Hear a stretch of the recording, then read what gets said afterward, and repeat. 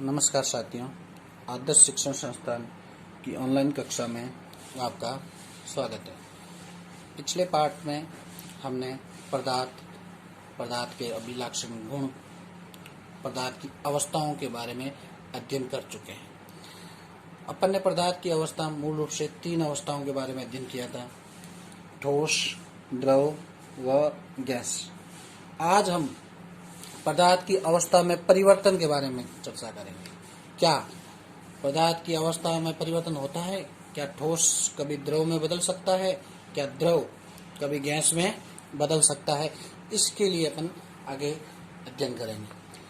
तो पदार्थ की अवस्था में परिवर्तन होता है मुख्यतः 2 कारणों से होता है। एक तापमान में बदलाव करके और दूसरा दाब में बदलाव करके। तापमान में बदलाव करके भी हम देखते हैं कि पदार्थ की अवस्थाएं परिवर्तन होती है और दाब के में भी बदलाव करके पदार्थ की अवस्थाएं परिवर्तन होगी। तो पहले अपन तापमान में बदलाव करके पदार्थ की अवस्था के बारे में अध्ययन करेंगे। तो अपन देखते हैं, जैसे कोई ठोस अवस्था है, ठोस मान लो बर्फ को अगर अपन गर्म करें तो क्या होगा? कुछ समय पश्चात वह किस में परिवर्तित हो जाएगी? जल में। और जल को फिर गर्म करें तो कुछ समय पश्चात क्या हो जाएगी? वाष्प में। तो ठोस बर्फ था तो कौन सी अवस्था में था? ठोस अवस्था में। जल में परिवर्तन हुआ तो कौन सी अवस्था में आ गया? द्रव में। और वाष्प में परिवर्तन हुआ तो कौन सी अवस्था में आ गया? गैस अवस्था में। तो हम देखते हैं ठोस से द्रव, द्रव से गैस, ये परिवर्तन होता है। ये परिवर्तन किसके कारण होता है? तापमान के कारण। क्योंकि अपन ने बढ़ाया क्या है? सभी को क्या किया है? गर्म। तो अपन ने पहले अध्याय में, पहले पाठ में भी पढ़ा था कि तापमान के कारण पदार्थ के कणों की गतिशीलता क्या हो जाती है? बढ़ जाएगी।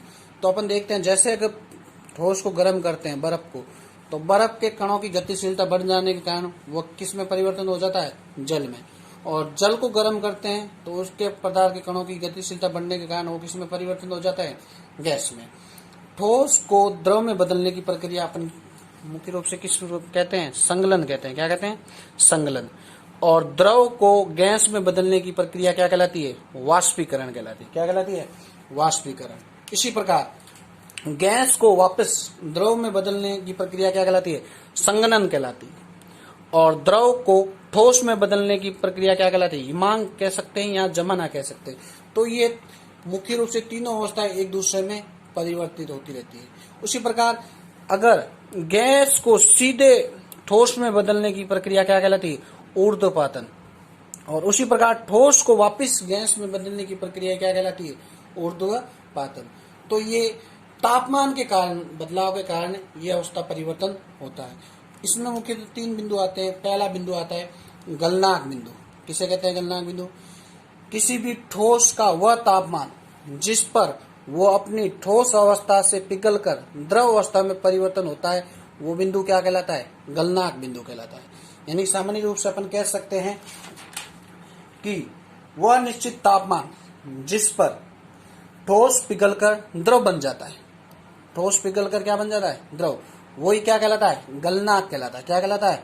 और गलनांक। और जिस बिंदु पर ये पिघलता है वो बिंदु क्या कहलाएगा? गलनांक बिंदु कहलाता है। तो बर्फ के लिए गलनांक बिंदु कितना होता है?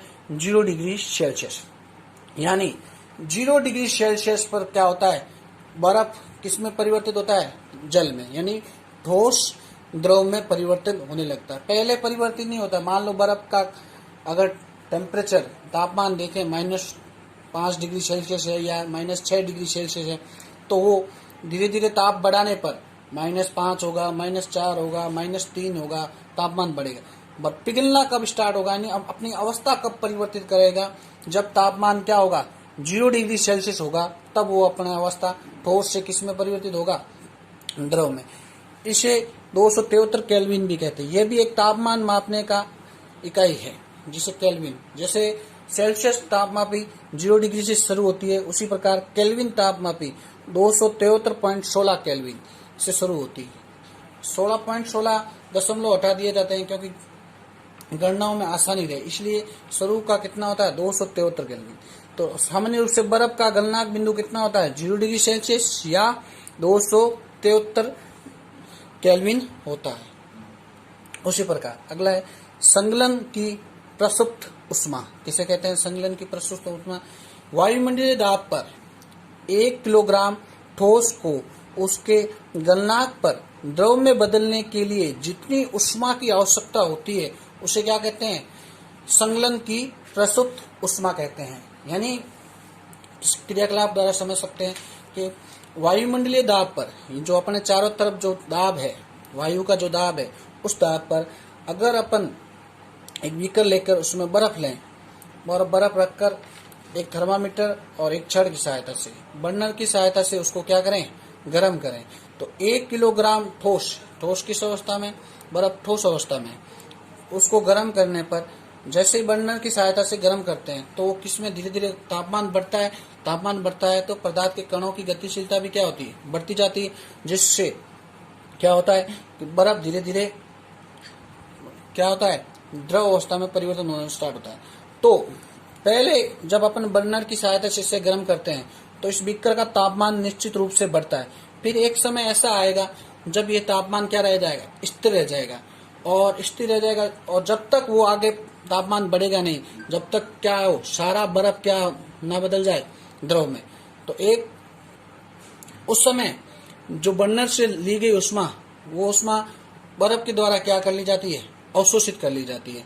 इस अवशोषित ऊर्जा को क्या कहते हैं? संलयन की प्रसुप्त उष्मा कहते हैं। तो वापिस एक, वायुमंडलीय दाब पर 1 किलोग्राम ठोस को गलनांक पर द्रव में बदलने के लिए जितनी उष्मा ऊर्जा की आवश्यकता होती है उसे क्या कहते हैं? संलयन की प्रसुप्त उष्मा कहते हैं। इसी प्रकार अभी अपने दो चैप्टर, एक टेम्परेचर की बात की सेल्सियस और एक टेम्परेचर की बात की केल्विन। आपको ध्यान रखना है, सेल्सियस में अगर टेम्परेचर प्राप्त करना है तो अगर आपके सामने केल्विन दे रखा हो तो उसमें से क्या कर लेंगे?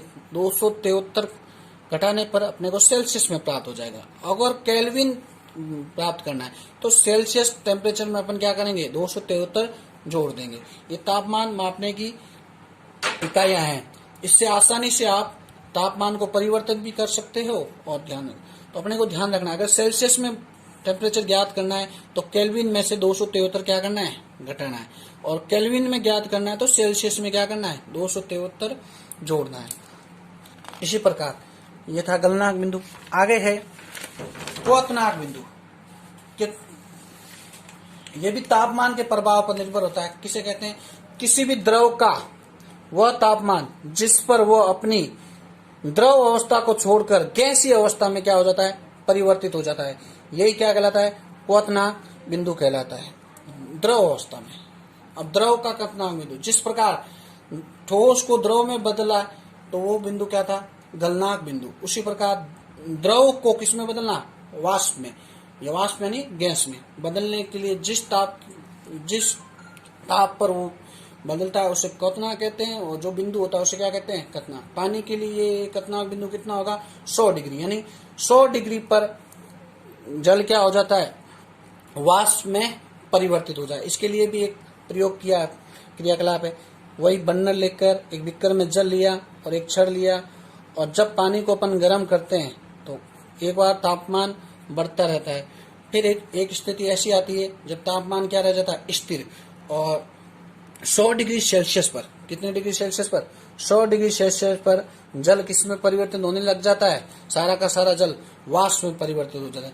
तो जब तक जल पूरा वाष्प में परिवर्तित नहीं होता है उसके बाद उसका टेम्परेचर आगे बढ़ता है। तो प्रत्येक वस्तु का अलग अलग टेम्परेचर होता है वाष्प में परिवर्तन करने के लिए। जरूरी नहीं जल का 100 डिग्री सेल्सियस पर द्रव क्या हो जाता है? वाष्प में बदल जाता है। अन्य का अलग अलग होता है, उसको बदलने के लिए अलग अलग टेम्परेचर की आवश्यकता होती है। तो वाष्पीकरण की गुप्त ऊष्मा क्या है? वही वायुमंडलीय दाब पर 1 किलोग्राम द्रव को उसके क्वथनांक पर गैस में बदलने के लिए जितनी ऊष्मीय ऊर्जा की आवश्यकता होती है उसे वाष्पीकरण की क्या कहते हैं? गुप्त ऊष्मा कहते हैं। यानी द्रव को गैस में बदलने के लिए जितनी इसमें ऊर्जा की आवश्यकता होती है उस ऊर्जा को क्या कहते हैं? वाष्पीकरण की गुप्त ऊष्मा कहते हैं। और वाष्पीकरण की गुप्त ऊष्मा 100 डिग्री सेल्सियस होती है। यानी 100 डिग्री सेल्सियस पर क्या हो जाता है? जल किस में परिवर्तित हो जाता है? वाष्प में। और इसे केल्विन में 373 केल्विन होता है। तो ये गलनांक बिंदु व क्वथनांक बिंदु। गलनांक मतलब ठोस को द्रव में बदलने की प्रक्रिया को जिस ताप पर निश्चित होता है वो गलनांक कहलाता है, और क्वथनांक क्या कहलाता है, द्रव को गैस में बदलने की। अगला है ऊर्ध्वपातन। ऊर्ध्वपातन क्या है? पदार्थ द्वारा अवस्था परिवर्तन, द्रव अवस्था में परिवर्तन हुए बिना ठोस अवस्था में सीधे गैस में बदलने की प्रक्रिया क्या कहलाती है, ऊर्ध्वपातन। जैसे अपन शुरू में बताया मैंने कि गैस से ठोस में परिवर्तन और ठोस से गैस में परिवर्तन, यानी बीच की अवस्था द्रव अवस्था ना आए, सीधा ठोस से गैस में बदल जाए और गैस से ठोस में बदल जाए, ये प्रक्रिया क्या कहलाती है, ऊर्ध्वपातन कहलाती है। जैसे अपन सामान्य जीवन में देखते हैं कपूर की गोलियां आपने देखी होगी, जिसे अपन कपड़ों में रखते हैं, क्यों, छोटे मोटे कीड़े न लग जाए, इसलिए क्या करते हैं, जब अपन कपूर की गोलियों को ठोस अवस्था में रखते हैं और कुछ समय पश्चात अपन देखते हैं तो वो कपूर की गोलियां सारी की सारी क्या हो जाती है, वहां से गायब हो जाती है। वो कहाँ हो जाती है, ठोस से किस में बदल गई, गैस में। उसी प्रकार नेप्थलीन की गोलियां हैं, नेप्थलीन की गोलियों में भी ऊर्ध्वपातन का क्या पाया जाता है, गुण पाया जाता है, और अमोनियम क्लोराइड में भी क्या पाया जाता है, ऊर्ध्वपातन का गुण पाया जाता है। यानी ऊर्ध्वपातन प्रक्रिया क्या है, सामान्य भाषा में कह सकते हैं अपन कि ठोस को सीधा किस में परिवर्तन करना, गैस में परिवर्तन करना ही क्या कहलाता है, ऊर्ध्वपातन। और इसका विपरीत क्या है, गैस से सीधे ठोस में बनने की प्रक्रिया क्या कहलाएगी, निक्षेपण कहलाएगी। क्या कहलाएगी, निक्षेपण। इसके लिए भी एक क्रियाकलाप दर्शाया गया। जैसे अपन ने एक बर्नर ले लिया और उसके चाइना डिश ली, उस पर क्या डाल दिया, अमोनिया क्लोराइड। जैसे ही बर्नर की सहायता से अपन ने इसको गर्म किया तो अमोनिया क्लोराइड पहले किस अवस्था में था, ठोस अवस्था में, और गर्म करने के पश्चात वो द्रव में आए बिना ही सीधा किस में मुक्त हो गया, गैस अवस्था में मुक्त हो गया। इसी प्रकार ऐसा भी गुण ठोस CO2 में भी पाया जाता है। ठोस CO2 सीधा किस में परिवर्तित हो जाता है, गैस में, क्योंकि ठोस CO2 में भी क्या पाया जाता है, ऊर्ध्वपातन का गुण पाया जाता है। इसीलिए ठोस CO2 को क्या कहते हैं अपन, शुष्क बर्फ कहते हैं। क्या कहते हैं, शुष्क बर्फ। तो ये तापमान के प्रभाव के कारण थे, मुख्यतः 3 थे। पहला था गलनांक, दूसरा था क्वथनांक और तीसरा क्या था, ऊर्ध्वपातन। ये तीनों ताप बढ़ाने पर होने वाली प्रक्रिया होती है। आगे अपन दाब के प्रभाव के बारे में चर्चा करें। दाब के परिवर्तन के प्रभाव क्या, जिस प्रकार ताप बढ़ाने से पदार्थ की तीनों अवस्थाएं परिवर्तित हुई है। ठोस किस में परिवर्तित हुआ है, द्रव में, द्रव किस में परिवर्तित हुआ, गैस में।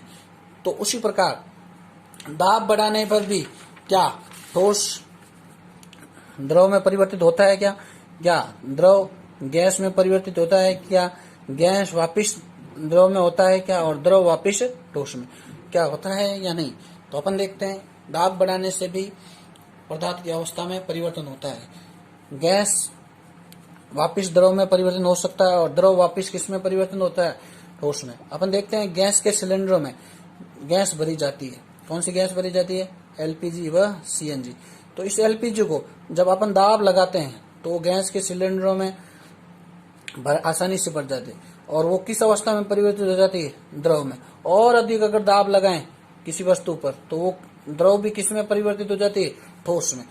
ये क्यों हुआ कि दाब लगाने पर, जिस प्रकार ताप लगाने पर, तापमान बढ़ने पर पदार्थ के कणों में क्या आ गई थी, गतिशीलता, दूर दूर जाने लगे थे। उसी प्रकार दाब बढ़ाने पर पदार्थ के कण क्या आ जाने लग जाते हैं, वापिस पास पास आने लग जाते हैं, जिससे गैस को दाब लगाया तो सिलेंडर में बढ़ते ही वो किस रूप में आ जाती है, द्रव रूप में आ जाती है। और अगर ज्यादा दाब लगाया जाए किसी वस्तु पर तो द्रव से वो किस में आ जाएगी, ठोस अवस्था में भी आती है। इसका एक उदाहरण और भी देख सकते हैं। जैसे आपने लाइटर देखा होगा, लाइटर में जो द्रव भरा रहता है उसमें द्रव में क्या आ रहा है, देखने में तो वो लिक्विड अवस्था में होता है। अगर उसको बाहर निकला जाए तो वो किस अवस्था में आ जाता है, वापिस गैस अवस्था में। क्यों, क्योंकि पहले जब उस द्रव को भरा था वो गैस ही था, और गैस दाब लगा के भरा तो किस अवस्था में आ गया, लाइटर में पिस्टन लगाकर तो द्रव अवस्था में आ गया। अब द्रव से वापस किस में आ गया, गैस में। तो ताप के प्रभाव से भी होता है। देखो कैसे होता है, यदि तापमान घटाने पर सिलेंडर पर गैस लेकर उसे संपीड़ित करें, संपीड़ित अपने क्या, दबाना किसी वस्तु को, कणों के बीच की दूरी क्या हो जाती है, कम हो जाती है, हो जाएगी, और इस गैस द्रव में बदल जाएगी। दाब बढ़ने पर कण क्या आ जाते हैं, नजदीक आ जाते हैं, और दाब घटाने पर कण क्या हो जाते हैं, दूर चले जाते हैं। तो दाब जैसे ही बढ़ाएंगे तो कण पास आने से पदार्थ की अवस्थाएं क्या हो जाएगी, परिवर्तित हो जाएगी, और दाब घटाने पर कण क्या हो जाएंगे, दूर दूर चले जाएंगे, जिससे पदार्थ की अवस्था वापिस क्या हो जाएगी, परिवर्तित। तो ये मुख्यतः दो कारणों पर अवस्था परिवर्तन होता है, पहला तापमान के कारण पर और दूसरा दाब के कारण। तापमान के कारण मुख्यतः तीन पढ़े अपन ने, पहला पढ़ा गलनांक, दूसरा क्वथनांक, तीसरा ऊर्ध्वपातन या निक्षेपण। वापिस निक्षेपण क्या प्रक्रिया थी कि गैस को ठोस में बदलने की प्रक्रिया क्या थी, निक्षेपण। जबकि ऊर्ध्वपातन क्या थी, ठोस अवस्था को गैस अवस्था में बदलने की। अगला टॉपिक है वाष्पीकरण। वाष्पीकरण प्रक्रिया तो अपन दैनिक जीवन में काफी बार देखते हैं कि जल का किस में परिवर्तन होना, वाष्प में परिवर्तन होने की प्रक्रिया क्या है, वाष्पीकरण प्रक्रिया है। यह एक सतह पर होने वाली प्रक्रिया। कैसी प्रक्रिया, सतह पर, यानी पानी की सतह पर संपन्न होती है, जिसमें द्रव पदार्थ में सतह के कण क्वथनांक से नीचे, यानी क्वथनांक जो 100 डिग्री टेम्परेचर से क्या नीचे किसी भी तापमान पर वाष्प में बदलने लगते हैं, तो इस प्रक्रिया को क्या कहलाते हैं, वाष्पीकरण की प्रक्रिया कहलाते हैं। यानी 100 डिग्री टेम्परेचर के नीचे के ताप पर अगर कोई जल धीरे धीरे किस में बदले, वाष्प में बदलता है, तो वो प्रक्रिया क्या कहलाती है, वाष्पीकरण की प्रक्रिया कहलाती है। ये दैनिक जीवन में अपन देखते ही हैं। वाष्पीकरण की प्रक्रिया को प्रभावित करने वाले कारक कौन कौन से वाष्पीकरण की प्रक्रिया को प्रभावित करते हैं। पहला कारक है सतह का क्षेत्रफल। सतह का क्षेत्रफल बढ़ाएं तो वाष्पीकरण की प्रक्रिया पर क्या प्रभाव होता है, तो सतह का क्षेत्रफल बढ़ाने पर वाष्पीकरण की प्रक्रिया भी क्या होती है, बढ़ती है। इसका एक उदाहरण अपन समझ सकते हैं कि अगर आप कप में चाय पी रहे हो और उसी चाय को आप क्या ले लो, प्लेट में लेकर पियो, तो प्लेट का क्षेत्रफल बढ़ने से वाष्पीकरण की प्रक्रिया भी क्या हो जाती है, बढ़ जाती है, और चाय आसानी से क्या हो जाती है, ठंडी हो जाती है। तो सतह का क्षेत्रफल बढ़ेगा, अगर क्षेत्रफल जितना बढ़ेगा तो वाष्पीकरण की प्रक्रिया भी क्या होगी, बढ़ेगी। दूसरा है तापमान। तापमान का सीधा प्रभाव वाष्पीकरण पर होता है। अगर किसी वस्तु का तापमान बढ़ेगा तो वाष्पीकरण की प्रक्रिया भी बढ़ेगी, स्वाभाविक चीज है। अपन देखते हैं जैसे जैसे पानी को अपन ने गर्म किया था तो पानी क्या हो गया, द्रव से किस में बदलने लगा, वाष्प में। तो जैसे जैसे तापमान बढ़ा तो वाष्पीकरण की प्रक्रिया भी क्या होती है, जैसे बढ़ती है। तीसरा है आर्द्रता। आर्द्रता का विपरीत प्रभाव है। अगर वातावरण में आर्द्रता रहेगी तो वाष्पीकरण की प्रक्रिया क्या रहेगी, कम रहेगी। यानी आर्द्रता अधिक तो वाष्पीकरण की प्रक्रिया क्या है, कम। आर्द्रता अधिक तो वाष्पीकरण की प्रक्रिया क्या होती है, कम, यानी प्रभावित होती है। अगर आर्द्रता कम है तो वाष्पीकरण की प्रक्रिया क्या होगी, ज्यादा। तुम सर्दियों के या बरसात के दिनों में देखते हैं वातावरण में आर्द्रता ज्यादा होती है, जिसके कारण अपने वाष्पीकरण की प्रक्रिया बहुत कम हो जाती है। उसी प्रकार वायु की गति का प्रभाव। वायु की गति का प्रभाव वाष्पीकरण की प्रक्रिया पर सीधा प्रभाव पड़ता है।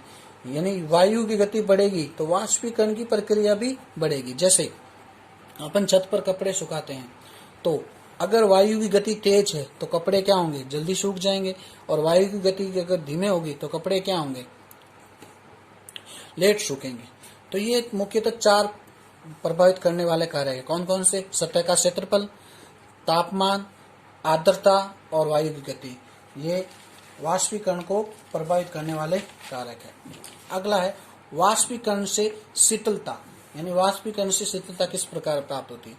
वाष्पीकरण प्रक्रिया के दौरान द्रव के कण अपने आसपास के वातावरण से ऊर्जा की हानि होती है और वातावरण क्या हो जाता है, शीतल हो जाता है। यानी द्रव जो कण होते हैं वो अपने आसपास से ऊर्जा को क्या कर लेते हैं, अपने अंदर अवशोषण करके, और वो किस में परिवर्तित हो जाते हैं, गैस में परिवर्तित हो जाते हैं, जिससे वातावरण क्या हो जाता है, शीतल हो जाता है। इसके लिए अपन एक प्रयोग भी समझ सकते हैं। जैसे आप हथेली में क्या ले लो, एसीटोन ले लो। एसीटोन द्रव अवस्था में होता है, और जब उस वातावरण में खुला रखते हैं तो वो सीधे किस में परिवर्तित हो जाता है, गैस में। क्यों परिवर्तित होता है, हथेली में आप अगर एसीटोन की बूंदे लें तो एसीटोन क्या करता है, हथेली के आसपास की ऊर्जा को अपने और क्या करता है, अवशोषण कर लेता है, और वो जल्दी किस अवस्था में परिवर्तित होता है, द्रव से किस में परिवर्तित हो जाता है, गैस में। और अवशोषण करने के कारण यहाँ हथेली क्या हो जाती है, ठंडी हो जाती है। एक प्रयोग और समझ सकते हैं, जैसे अपन ने तवा देखा होगा, तवे पर आप गरम करते हो और गरम तवे पर क्या डालते हो, पानी की कुछ बूंदे डालते हो, तो पानी की बूंदे क्या करती है, उस गरम तवे से ऊर्जा का क्या करती है, अवशोषण करके, और जल्दी वो क्या हो जाती है, द्रव किस में बदल जाता है, गैस में, और जिससे तवा क्या हो जाता है, शीतल हो जाता है। यही अन्य कई ऐसे कई दैनिक जीवन में अपन उपयोग देखते हैं। जैसे गर्म दिनों, धूप वाले गर्म दिनों के बाद लोग अपनी छत को खुले स्थान पर छिड़कते हैं, पानी छिड़कते हैं, जिसके द्वारा जल के वाष्पीकरण की गुरुत्व ऊष्मा गर्म सतह पर क्या कर देती है, शीतल बना देती है। और भी कई कारण होते हैं जो अपन व्यावहारिक जीवन में देखते हैं। और इससे तो ये वाष्पीकरण से शीतलता की ओर था। धन्यवाद।